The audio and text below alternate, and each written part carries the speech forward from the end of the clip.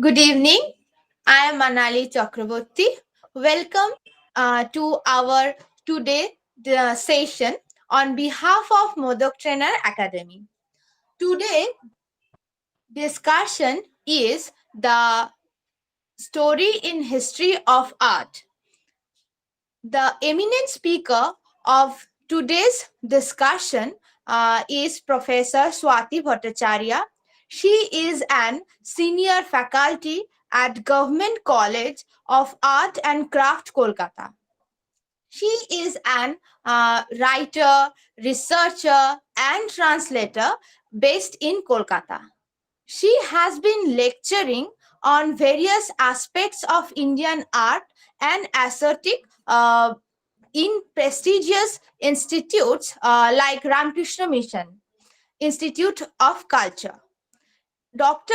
Swati Bhattacharya is an extremely popular name on the extremely popular name in the art and scholarly fraternity in Kolkata and West Bengal. Now I request to Professor Bhattacharya, please start her today's discussion.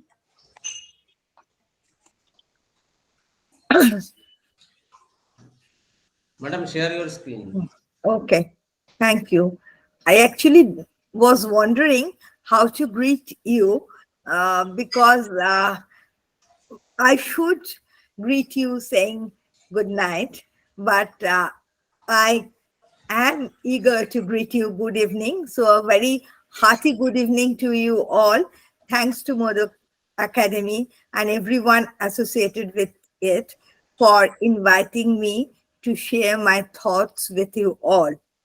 Now, I will, however, resort to a childhood habit of listening to a bedtime story before bidding you all good night. So, but the story today is the story with a bit of difference. As you know from the title, the story in the history of art. The two key words here are the story and history. So, by story, we usually understand a narrative. So, what is the story of art? Or rather, the story in art? Now, again, let's go back to our childhood when all of us, I'm sure all of us, or most of us, had fashioned out an image, or more specifically, a doll out of a clay or a flower doll.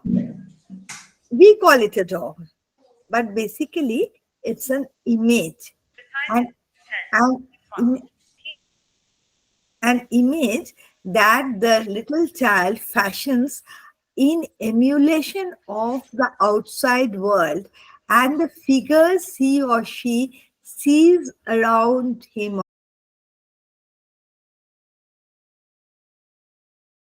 Little children who feel eager to show whatever they have created to the people.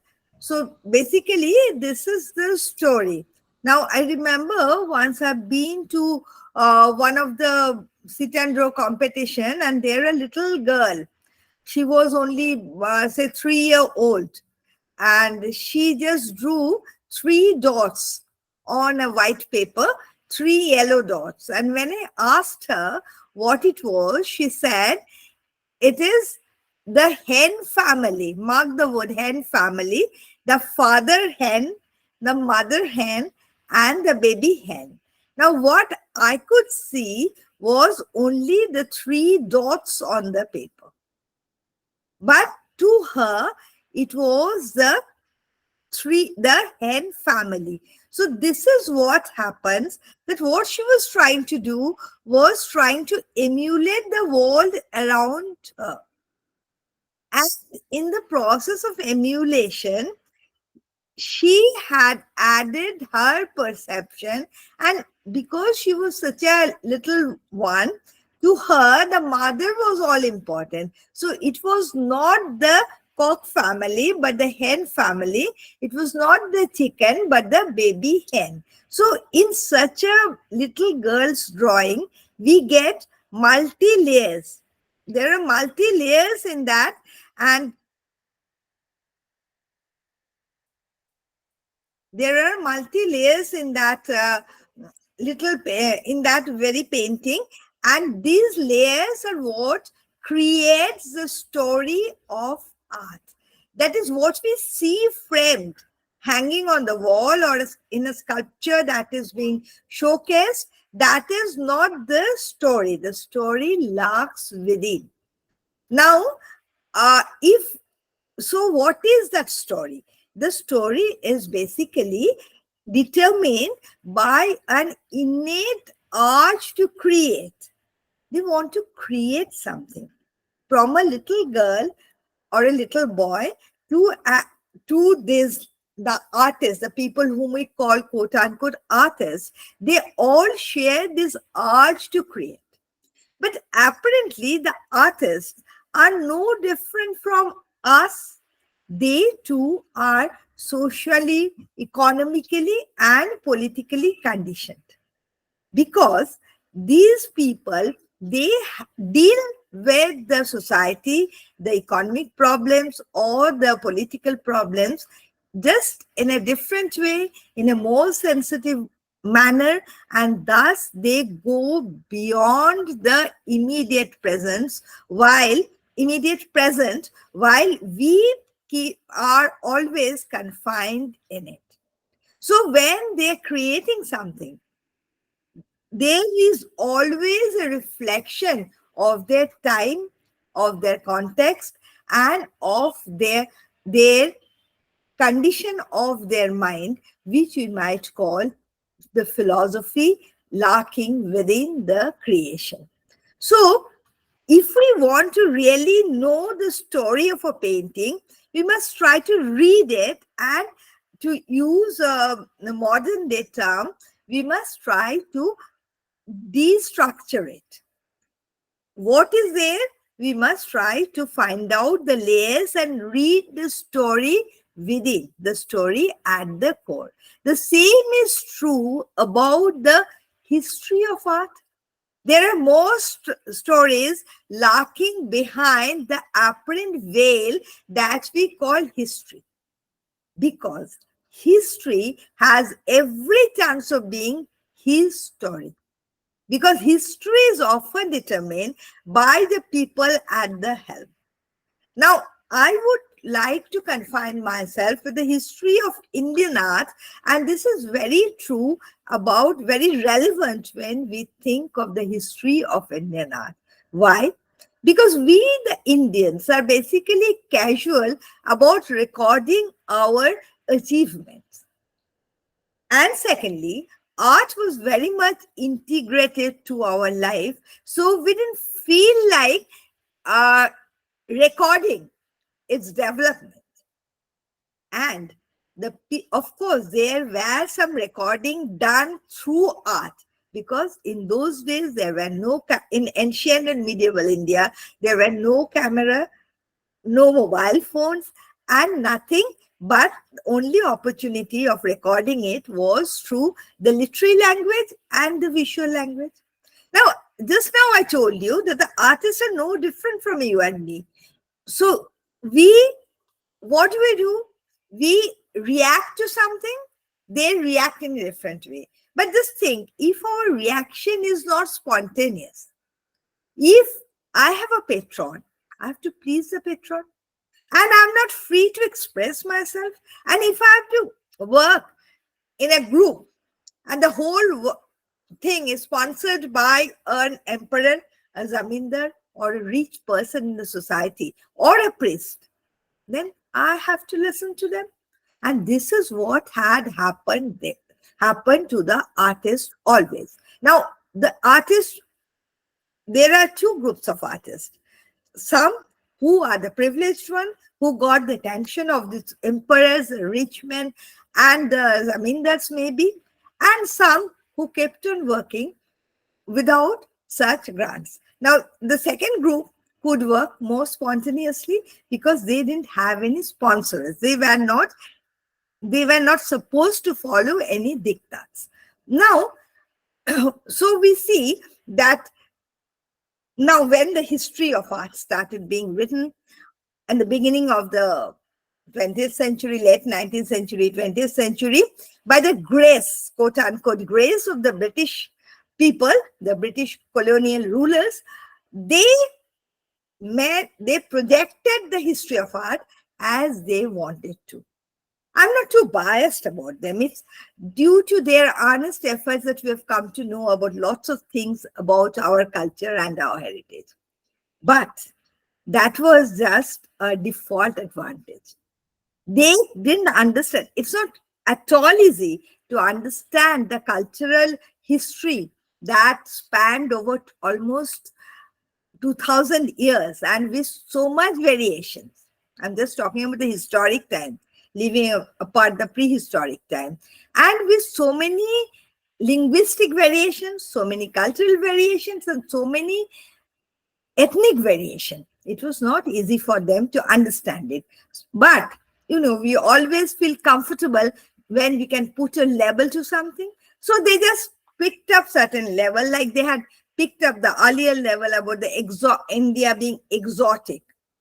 In the same way, they picked up some labels for regarding Indian art, saying Indian art is religious, totally ignoring the secular aspect of Indian art. And we fell a prey because we didn't have any history, and because a sense of inferiority complex was being injected in our mind, that we accepted it. Indian art is religious. Indian art is traditional. Parampara is the most important thing. And there is no freedom of the artist. But if we really dig deeper, we will find out the hiatus and the story and the history. So it is, again, the history is also double layered, because the history that is reflected in the paintings done in the court paintings or in the architecture sponsored by different emperors, and the story lacking behind it is different. In the same way, the history projected by the colonial masters has many loopholes and gaps in it, and that is because of some misunderstanding, of some ulterior motive. And today we are just going to find out that story within the history.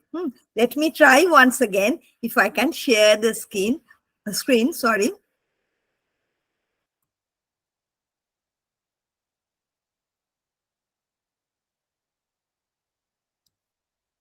Just a minute. I wish I can.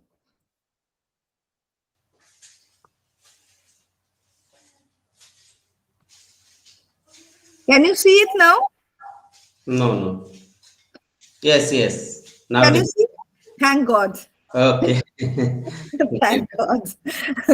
So now, our attempt will be to unveil the story lacking within the history. Okay. So let's start reading I've made a very quick survey of Indian history of art, and I'll try to finish it within the stipulated time. Now, so let's start with the prehistoric painting. Apparently, these are, when we see it on the screen, these are like some irrelevant splashes of white color. But basically, as it's a common knowledge, that these were meant as some magical aspect, out of some magical belief. They believed that if they could portray the animals on the wall of their caves, they would be successful in their huntings. Just remember this conception of hunting. But if I ask you to imagine something else, if you imagine that, what did they portray? They portrayed human figures. They portrayed animals. So don't you feel that, again, like a child, they also had an eagerness to emulate their surroundings? emulate, they record their everyday uh, happenings, and they again, by by portraying the animals who has arrows all over its body, they gain some sort of satisfaction, a sense of authority and power over their surroundings. And again, they wanted to show them that, even show to the world, maybe not to the posterity, to show their friends maybe, that or to the group where they belong, that this is how we can conquer. So this is I would read it as the first expression of human creative art, as well as the first expression of their imaginative visualization. What they visualized, they couldn't kill most of the animals, but they visualized that the day would come when they would kill these animals. They would gain a power over them. Since there is not much time, I could show you where they are just trying to put a rein in the horse's mouth and making it run. So that gave them some satisfaction, and they wanted to put it down. That, well, I've done it. Like we take the snaps in the mobile of all our important moments. The art is the same. The next one, this is in the historic period. I know many of you have already identified that this is the Ajanta murals. Now, Ajanta murals, you can see how they have utilized the cave. This is a cave door, and this is the story. The story goes here, and this is a very interesting way. Those of you who had been there, you would be knowing that the story comes still here, and as if they're entering the door, and the story continues like this. So this is what the artist achieved. The story is very well known. It is a Mahajanaka Jatak story from the Jataka books, but it is where the artist comes in. This is the story. The history of art book would write that Ajanta paintings were done, Ajanta murals were done in this way, from this time to that time. But it is very skillfully done, etc., etc., and etc. But how the artist used to put his expertise to portray it, that is something laudable. And we often miss the nameless artist who has had this vision to utilize something very practical with his visualization. Then this is, excuse me, I've got a very bad cough. This is Avalokiteshwar Padmapani. Now, we always look at it, we admire the color used here.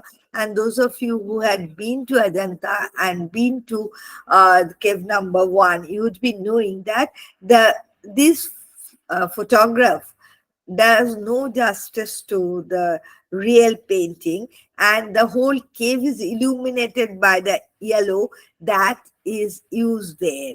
And this lotus is basically a blue lotus. Now, most of the colors used were locally gathered, but this blue lapis was done with the help of the stone, very, very costly stone called lapis lazuli, because it was not, the indigo color was not discovered till then. And lapis lazuli used to come from the outside world. It was imported to India, and they just use this very, very cautiously, so that you can get the maximum effect out of it. Now, next time you go to Ajanta, you look at the use of blue in Ajanta, and you can see that, like I was telling about the little girl who put 3 dots, and in her imagination, they were the hen family. So basically, the dots in her mind were transformed into the hen family. So this transformation is at the basis of Indian art.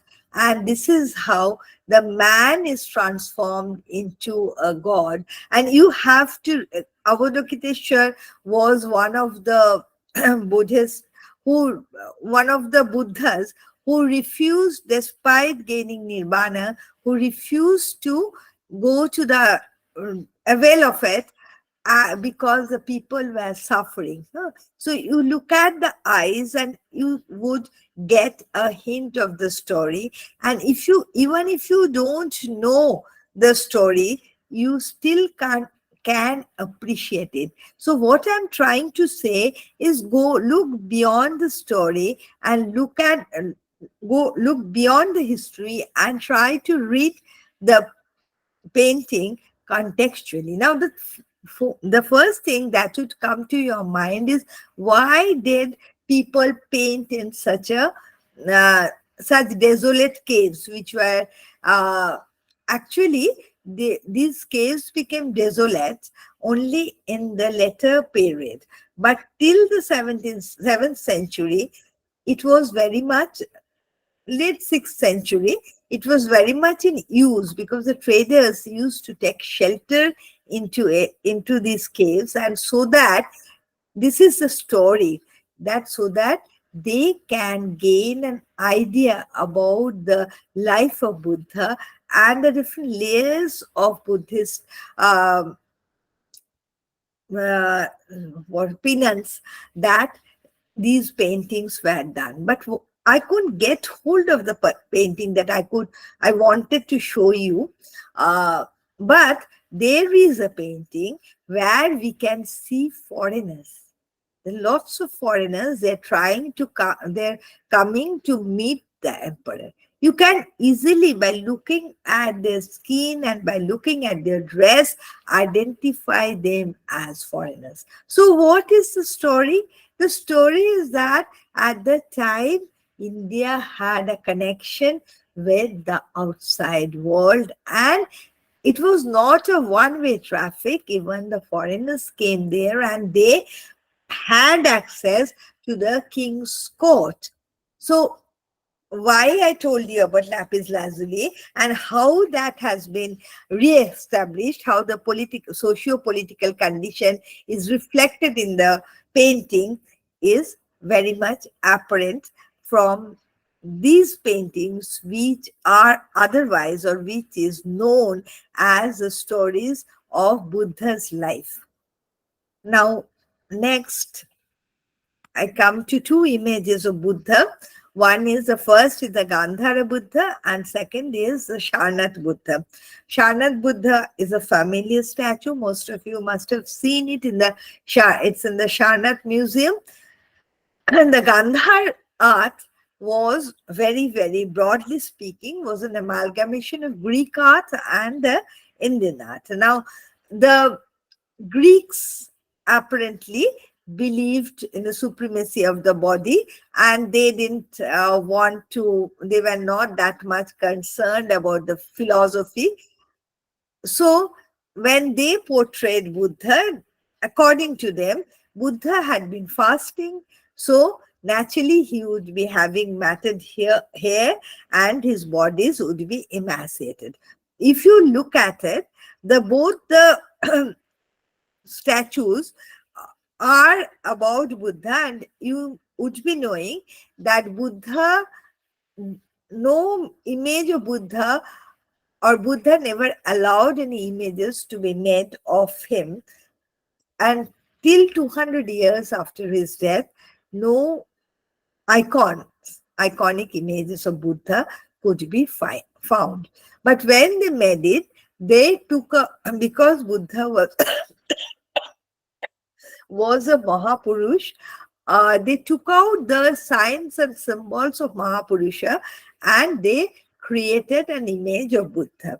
But that philosophy is absent. But if you look at this Gandhara Buddha image, you can justify it by saying that it's very natural that he was emaciated. But the religious leaders won't accept this emaciated Buddha image because Buddha was not an ordinary man. He was an avatar, or he was a special person who was born on earth with a special mission. So he was no ordinary man. Ordinary man and woman can be emaciated if they go without food for a long time, but not Buddha, who is a religious leader.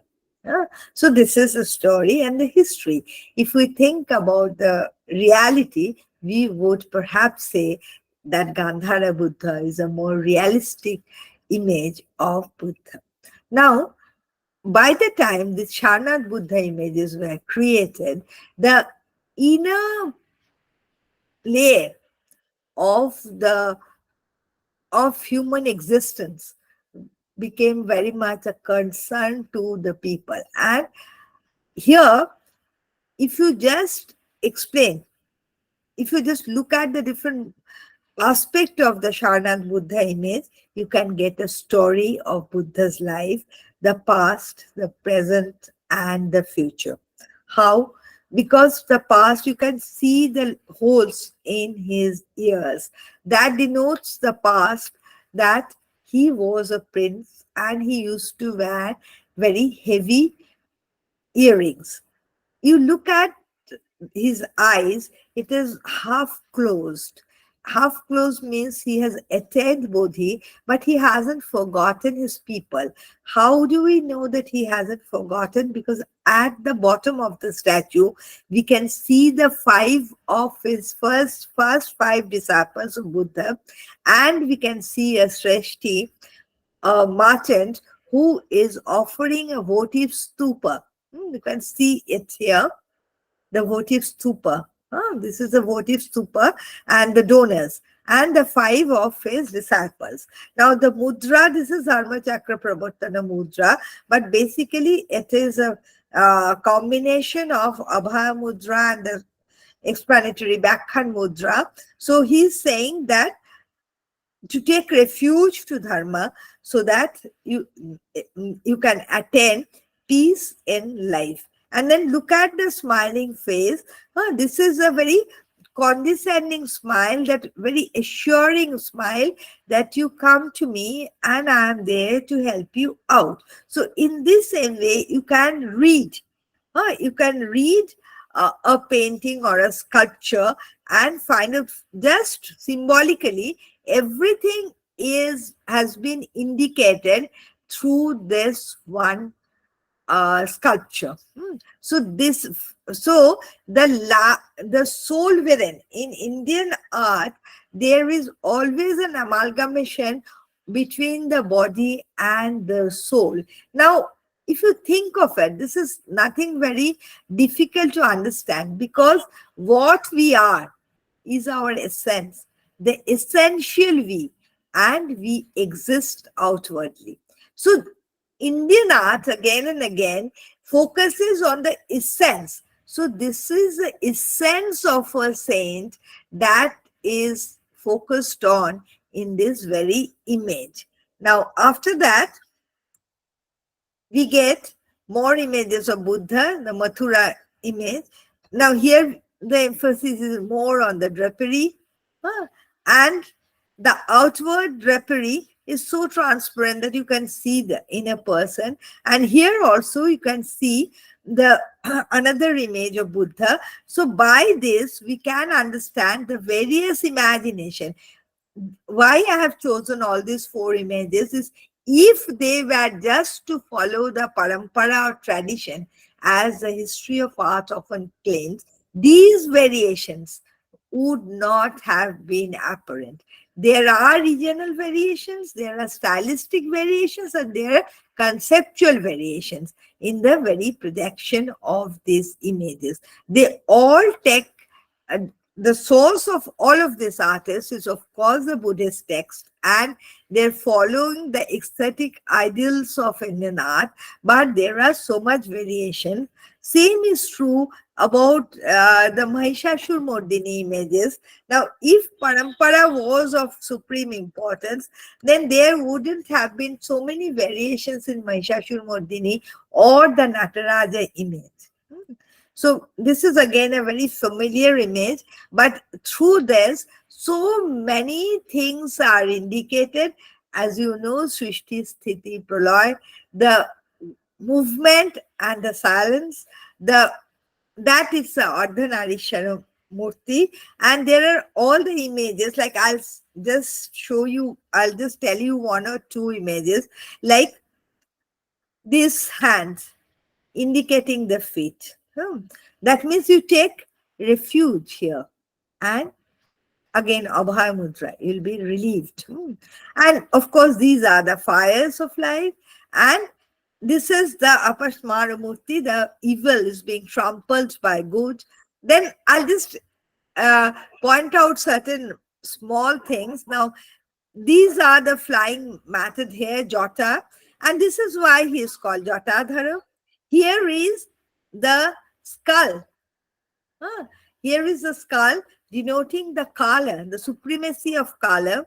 And then this dancing figure, this is the dance of life. And after which you come to a standstill. He is no longer dancing, but there is the inner rhythm and the motion is indicated. And if many of you are aware of the different rasas, the essence that is called the essence of Indian art, and all these rasas are indicated from Shanta to Karuna, from Vibhatsho to Bhayanaka. All these rasas are indicated through this image. Then this is another mural. This is from Bagh, a lesser known mural, almost contemporary of Ajanta murals. But I would like to, I had been talking about transformation now, but if you look deeply at this design, this is just a design, decoration on the wall, but you can identify the flowers. You can see the flowers that are this. If this is not lotus, this is shaluk, and this is like champak.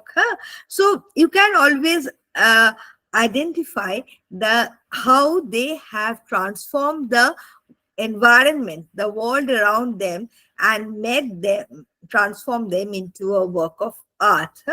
And you look at the figure now, just by looking at this lady who is a princess or an emperor, you can say that this is not exactly a North Indian painting. This is nearer a South Indian painting because of the dark skin. There is a black princess in Ajanta also. So the way she is holding the mirror. Now this mirror is again the brass mirror. The brass in Kerala and basically in Kerala was polished in such a way that it glowed and it worked as a mirror. So this is a brass mirror. So from this you can understand the contextual presentation of the paintings. Now this is from our Bengal. This is a Pala Chitrakala. This is Pala manuscript painting. This is now again, just by looking at this, Ashtashastrika Progga Paramita, this was the text, and that was illustrated, and the text was written over here.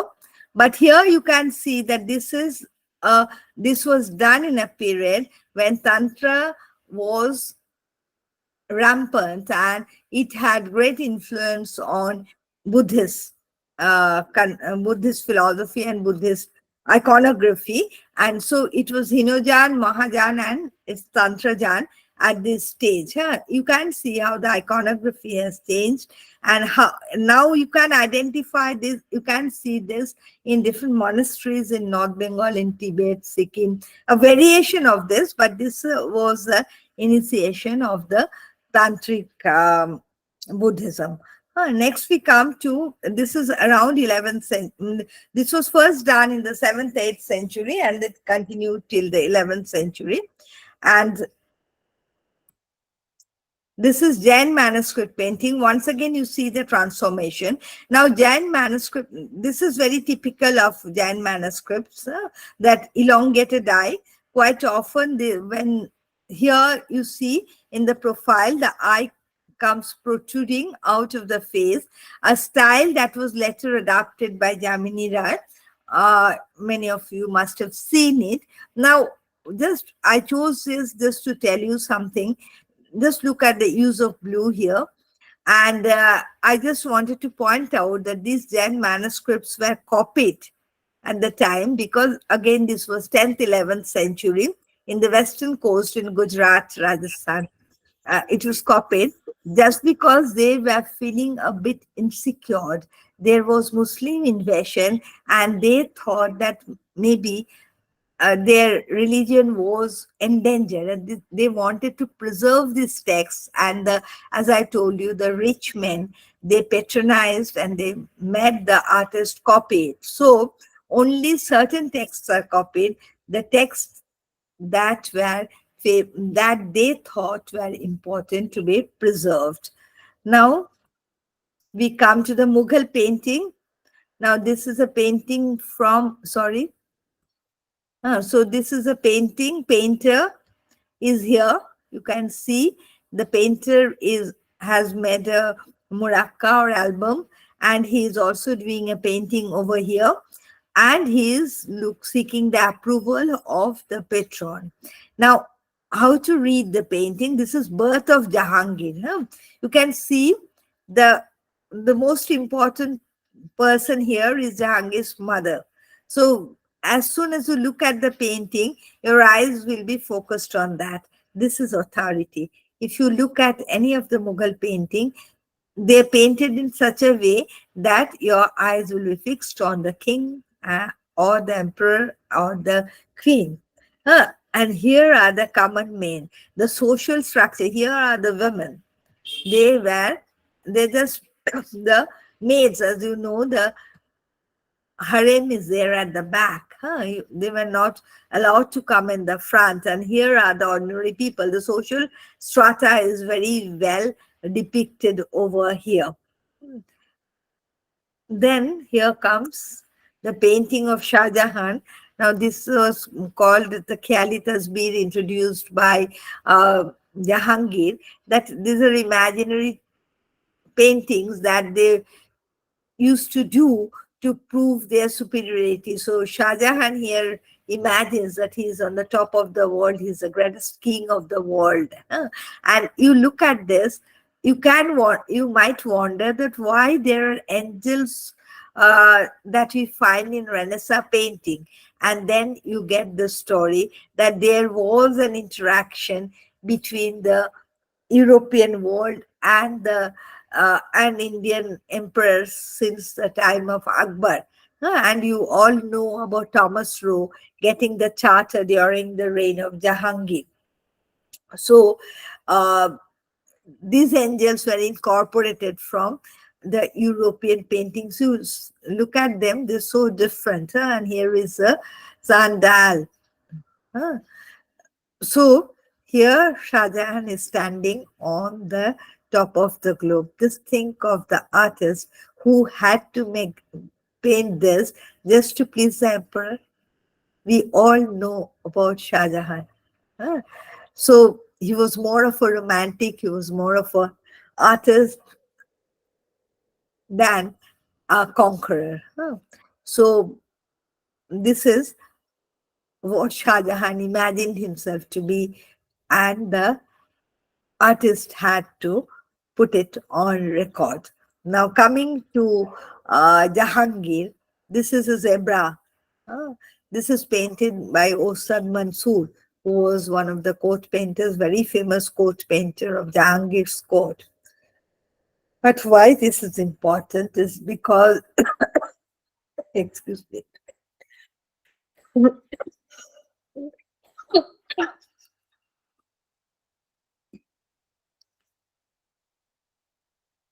because Jahangir had a zoo of his own, and because he was always interested in exotic animals, he often got them as present from different other kings and emperors, and he was really very interested in them. And in order to make a record of them, he just uh, made his court painter paint it.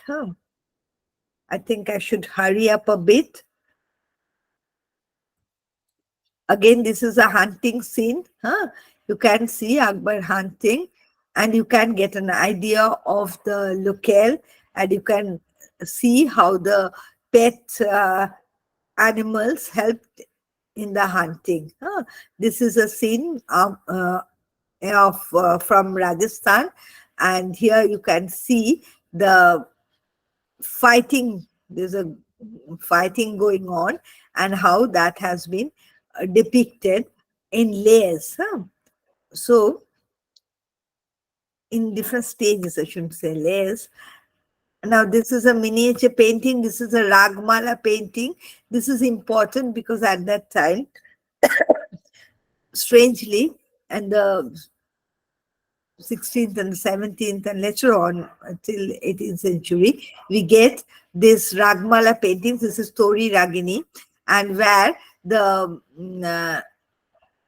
they used to visualize the raga, and they used to put that in paper.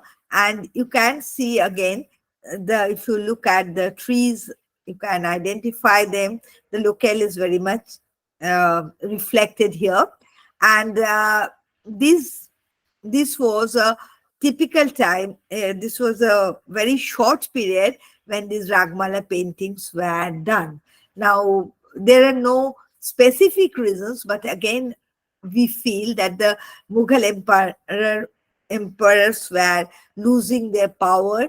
With the advent of British, maybe again the musicians, they were not very sure about how long people will be remembering these nitty-gritties and imageries of the ragas, and that is why perhaps they just wanted to record it. This is just a Kangra painting. Why this is important? Because you can see the perspective, the flat. Previously, this painting is comparatively flat, and this has a depth. So you can see that this is a later painting when they learned these techniques from the Europeans. Previously, the other paintings, Mughal paintings that I had seen, were like a bird's eye view, seeing from, it's more like a drone photograph taken by a drone, but this shows the depth. So the style is changing, and this is how the artist is weaving his story. He's adapting himself to different locales, different people. These artists, many of them had come from the Mughal court when the Mughal court finally dispersed, and how they're adapting different styles, how they're advancing in their own way, breaking the traditional bonds, and just for the sake of surviving, learning new techniques from the people who are now coming into authority. They realize that the days of the emperors have gone, so they're trying to learn from the European artists who were gradually flocking in India. Now this is Kalighat pot painting, and these daily scenes were a favorite of the British people who wanted to take these small potters back home. And this again gives us a glimpse of the contemporary society. Now you can see a prostitute, she's enjoying. So next is this is company painting. Now, this should have come earlier, sorry. Now, company painting, again, this was done in emulation of the British uh, masters. And, the Britishers, the British painters who had come, they would not paint the blacks. They were better people than we are. So, this painting was done by Sheikh Amir of Kara. So, he was an Indian, and these Indians, they tried to learn the nitty-gritties of European painting, the oil painting from these European masters. And that is why now, naturally, they would teach their tricks to the natives. So they had to learn it because the new world was demanding these new paintings, and oil painting was something that was unknown to the Indian painters. So gradually they started learning it. And here is one of the first pioneering oil painters of India, Raja Ravi Verma. As many of you have already identified these paintings, Ravi Verma was the first one to choose Indian stories, Indian Purana and mythological stories, and painted them with the help of oil. And here again, as I told you, can by seeing it, you can see that Raja Ravi Verma was a South Indian painter. Huh. Now we come again to Bengal. This is Abanindranath. This is Shah Jahan in Mrityu Shojja, very famous painting that he did in 1902. And so here you can see some. This is very interesting for someone who had never been to Agra. He just by looking at the Mughal paintings, he so minutely depicts the Agra fort. And here, this is Shah Jahan, the other Shah Jahan. You remember the Shah Jahan. Now, for the first time, he brings the sentiment of the character. That Shah Jahan is a typical emperor because that Shah Jahan was portrayed by someone who was a court painter who had to listen to the diktats of the emperor, who was his patron. And this was done by an independent artist who can give free rein to his imagination. And he didn't need any courage to depict an ailing Shah Jahan, a weak Shah Jahan who has been, who is waiting their death and looking at the Taj Mahal. And this is the earlier Abanindranath, Ali Abanindranath, and this is a late Abanindranath who goes back to this is from Krishna Mongol, who goes back to the folk idiom at the almost at the age of 70. He did a number of paintings based on Krishna Mongol and Chodri Mongol. Now we come to Nandalal Bose. Now this is again a very, very contextual painting. This is Shiva and Annapurna, but this was done during the Great Famine of Bengal. And here this is a depiction of the line Annapurna jar ghare shekhade onner tore. So here this is, you can see the skeletal Shiva here, and the context is not, this context is to be read. This is why we should go to the history of art, but we should not miss the story, because this is one of the paintings where he consciously shows his awareness to the contemporary scenario. He was very near to the people.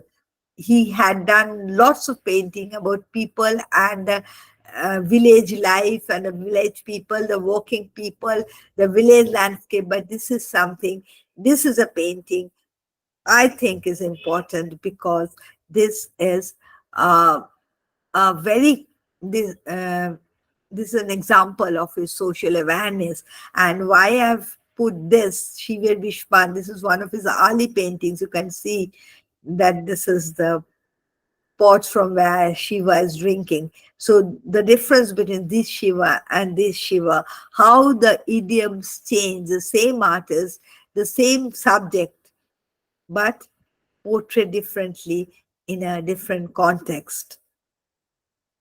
Sorry. Now, this is Amrita Shergill, one of the very, very important painters of India. And she was trained outside. She had a very short life. She died in her 30s. But she felt one with the village people, and she has depicted the village scene. Just look at the three sisters. This is three sisters and this is village life, and how the ordinary scenes have become transformed, and how with her perception, sensitivity and imagination she has brought out the inner soul. This is the inner essence of a village life, where people are gossiping, where someone is just doing a little some and the cow here is trying, eagerly looking for a share in it. You can see how sensitively the whole thing is portrayed. Don't miss the three flowers here. And the empathy is quite apparent. And as in the Buddha image, the outward garb was kind of negated by the expression of the soul. In these paintings also, we see the mind gets an upper hand than the body. We don't think, when we look at it, we feel the pathos, we feel the sense of hopelessness that is there in the face of the three sisters. And this is the story. And this is Rabindranath. This is Rabindranath, how he has transformed a flower, a small tree.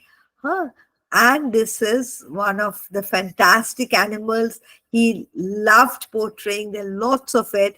And again, the language is changing. The language of art is changing. Why he portrayed this, maybe that is there in the history. But how this marks a stylistic change, how the paintings are verging on abstraction for the first time in Rabindranath's hand, that is apparent here. And here, just 1 more minute left, but I'll take 2-3 minutes more. This is Ramkinkar Bej, who is familiar to us for his sculptures, and this is Vinod Bihari Mukherjee.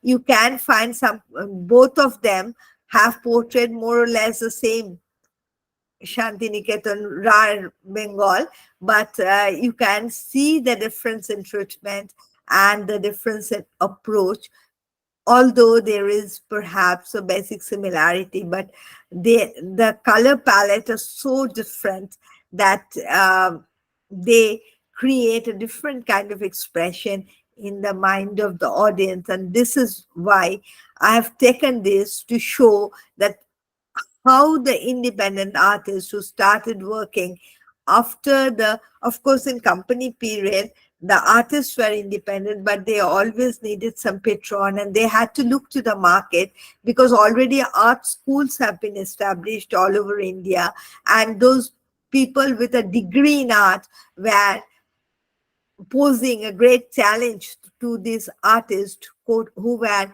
quote unquote untrained. But from the late 19th century, this idea that art is not a group activity, but essentially an expression of an artist's emotion was coming into vogue. And I just tried to show you how the story without changes, just by looking at it, you can understand that how the individualism is coming into vogue. And all these artists, Rabindranath, Vinod Bihari, Ramkinkar Bej, they had no followers. They painted on their own. Their style was very much own, and that was beyond emulation. So this style changed, and style changed because of this individual creative art. At last, they were free to express that. And we'll end with our very own Jamini Rai. You all know how he had unlearned his training in Western academic art and learned from the Potuas. But what is important is there was a context, because he wanted to establish the Indian identity through his painting, and he wanted people to relate with the painting. Once again, he wanted to take painting to each and every person's house so that they are not baffled by its language, but they feel it to be a very own, very near to their heart. And I hope I have been able to give you an idea of the story of the development of art, and you have uh, really enjoyed the bedtime stories. So with that, I will bid you good night. Just 3 minutes I've taken more. 2 minutes. Okay, thank you.